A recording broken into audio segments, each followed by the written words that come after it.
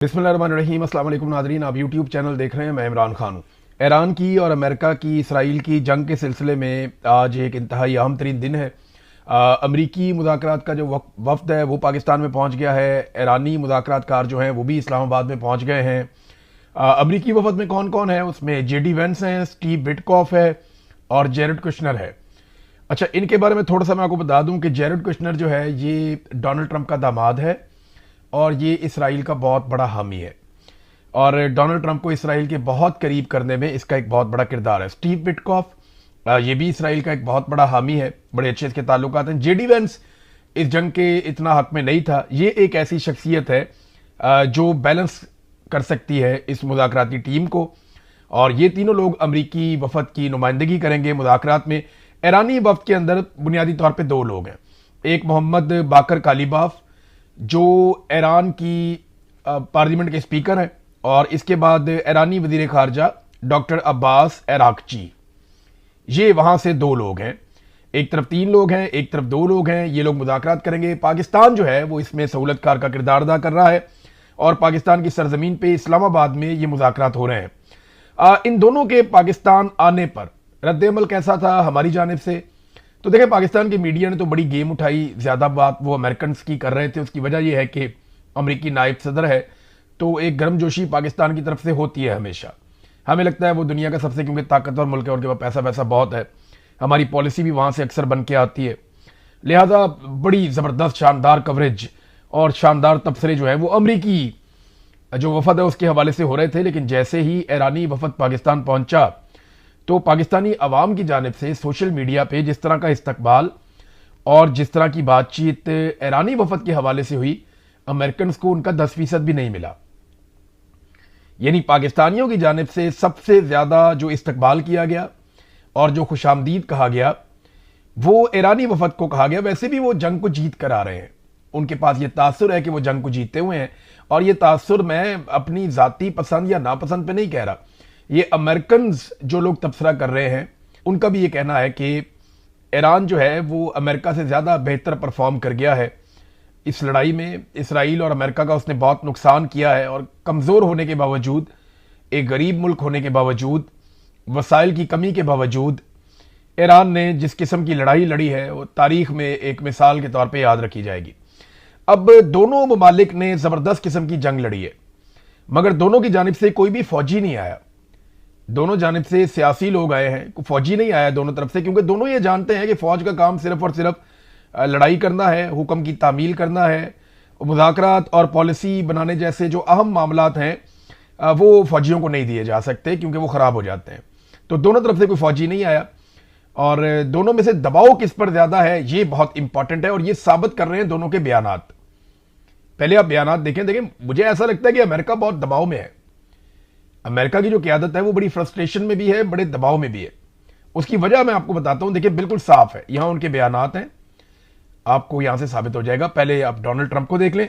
मुज़ाकरात कामयाब ना हुए तो पहले से ज्यादा शिद्दत के साथ फौजी कार्रवाइयां शुरू कर देंगे, डोनाल्ड ट्रंप ने धमकी लगाई है, और ज्यादा शिद्दत के साथ हम कार्रवाई करेंगे।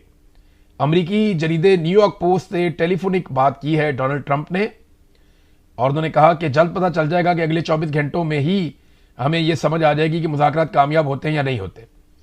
अगर नहीं होते तो फिर हम बड़ी शदीद कार्रवाइयां करेंगे। साथ उन्होंने एक सोशल मीडिया पे पैगाम भी लिखा कि दुनिया का सबसे ताकतवर रीसेट। इस हवाले से अमरीकी मीडिया ने कहा कि सदर ट्रंप के जुमले ईरान से मुज़ाकरात के हवाले से हैं। डोनाल्ड ट्रंप ने एक ट्वीट भी किया। उन्होंने कहा, the Iranians don't seem to realise they have no cards. ईरानियों को इस बात का अंदाजा नहीं है कि उनके पास कोई ऑप्शन नहीं है other than a short term extortion of the world by using international waterways.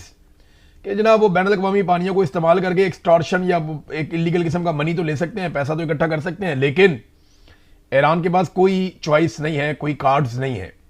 ये डोनाल्ड ट्रंप ने दावा किया, और ईरानी इसको नहीं जानते, ये भी उसने कहा।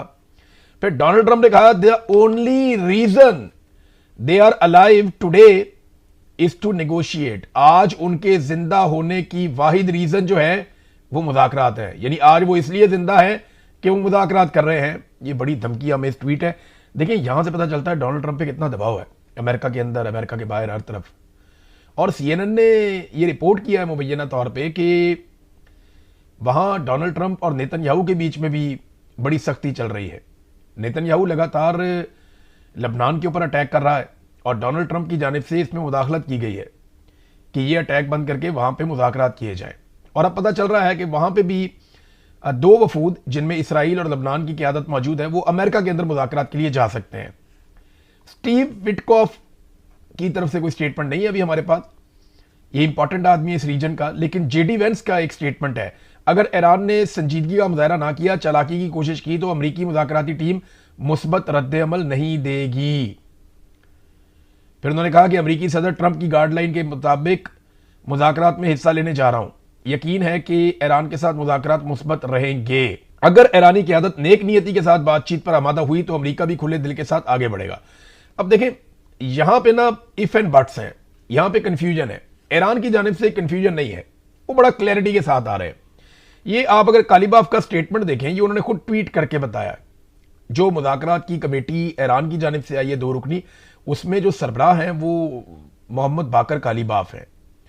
انہوں نے کہا کہ 2 ایسے اقدامات ہیں جو ہونے چاہیے تھے اور یہ جنگ بندی کے مذاکرات سے پہلے ہونے چاہیے تھے, اور یہ شرائط تھیں. مذاکرات سے قبل جنگ بندی کی 2 شرائط پر عمل درآمد ضروری ہے, یعنی مذاکرات سے پہلے ان پہ عمل درآمد ہونا چاہیے. نمبر 1, لبنان میں جنگ بندی, کہ لبنان کے اوپر بالکل اسرائیل کا اٹیک ختم ہو جائے. اگر مذاکرات کرنے ہیں تو اس سے پہلے یہ حملہ بند ہونا چاہیے. نمبر 2, انہوں نے کہا منجمد ایرانی اثاثوں کی بحالی. دیکھیں اقوام متحدہ کے ذریعے سے ایران کے اوپر کچھ پابندیاں لگائی گئی تھی, اور ان پابندیوں کے ذریعے سے ایران کے جہاں جہاں پہ اثاثے تھے یا پیسہ پڑا ہوا تھا اس پیسے کو ہولڈ کر لیا گیا تھا, فریز کر لیا گیا تھا یا منجمد کر دیا گیا تھا. یہ پیسہ کتنا ہے اس کے بارے میں میرے پاس ایک رپورٹ ہے. یہ رپورٹ میں آپ کو بتاؤں تو آپ حیران ہو جائیں گے کہ اس پیسے کی اماؤنٹ کتنی بڑی ہے. یہ ویکیپیڈیا کے مطابق اور ڈیفرنٹ یہاں پہ عالمی خبر رساں ادارے ہیں ان کی رپورٹوں کے مطابق یہ پیسہ $100 ارب سے لے کر $120 ارب تک بنتا ہے.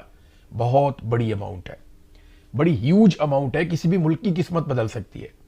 تو ایران کا اتنا پیسہ ملکوں کے اندر ہولڈ پڑا ہوا ہے, اور اس میں بے شمار پیسہ جو ہے وہ ڈالر پڑے ہوئے ہیں. ایران یہ پیسہ حاصل کر سکتا ہے اگر یہ اثاثے ڈی فریز ہو جائے تو, اور یہ بڑا آسانی سے ہو سکتا ہے, اقوام متحدہ کے ذریعے سے کیا جا سکتا ہے, صرف بیٹھنا اور اس پہ بات کرنی ہے.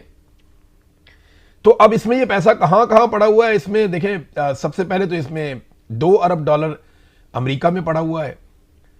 پھر اس کے علاوہ جو پیسہ ہے وہ جنوری 2021 کی رپورٹ کے مطابق $7 ارب ساؤتھ کوریا میں ہے, $6 ارب عراق میں ہے, $20 ارب چائنا میں ہے, $1.5 ارب جاپان میں ہے, $1.6 ارب لگزمبرگ میں ہے. اسی طرح پوری دنیا میں ایران کا پیسہ پڑا ہوا ہے.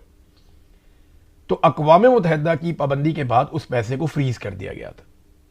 اب وہ پیسہ ایران چاہتا ہے کہ ریلیز کیا جائے, کیونکہ جنگ بندی کی شرائط میں سے ایک شرط یہ بھی تھی, اور مذاکرات سے پہلے ریلیز کیا جائے. تو یہ بہت بڑا ریلیف ہے اگر ایران کو مل جاتا ہے. تو میں نے آپ کو بتا دیا کہ یہ پیسہ کتنا ہے. تو ایرانی جو قیادت ہے وہ بڑی کلیئرٹی کے ساتھ ہے. یہ ایسا لگتا ہے کہ ان پہ وہ دباؤ نہیں ہے جو دباؤ امریکہ کے اوپر ہے. ایرانی وفد جس طیارے میں تھا نا, وہاں کچھ بڑے بہت ہی جذباتی مناظر تھے. یہ ایک تصویر آپ دیکھیں, یہ محمد کالیباف نے اپنے ٹویٹر سے اس کو شیئر کیا, اور انہوں نے اس میں لکھا مائی کمپینینز آن دس فلائٹ. اس فلائٹ میں جو پاکستان مذاکرات کے لیے جا رہی ہے اس میں میرے ساتھی ہیں, ان سے ملیے. انہوں نے اپنے ساتھیوں سے ملاقات کروائی.